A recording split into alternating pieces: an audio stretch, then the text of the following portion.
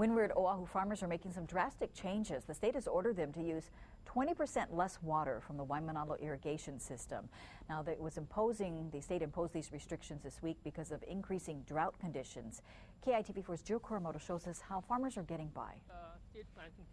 Grant Hamachi has been through droughts before in his 40 years of farming, but this year drought conditions arrived earlier than usual. I have to deal with it. It's not a good thing, but we have to deal with it. To deal with 20% less water per month from the state, Hamachi is planting less and using more county water. About half the crops on his 10-acre farm are irrigated using Board of Water Supply water. My concern is the Board of Water Supply start restricting, then we might have a little more difficulty.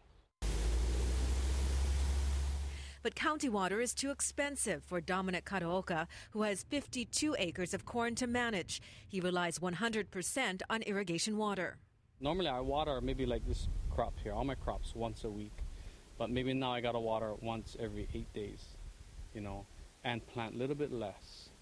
Planting less because on top of the water restriction, Kadoka has to deal with state furloughs and the workers who open the valves for the irrigation system. The state has to open it. If they don't work, they don't open the valve, I don't get water. I wasn't prepared for that. And so that's, instead of cutting back only 20%, I'm cutting back almost about 40%.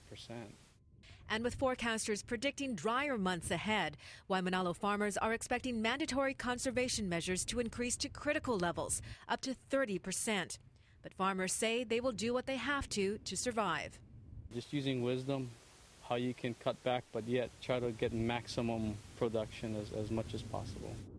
Jill Kuramoto, KITV4 News. The Waimanalo and Maunawili watersheds are both recording only an average of about half the normal rainfall in the month of March. The National Weather Service says that all Oahu gauges continue to show below normal rainfall totals for 2010 through March.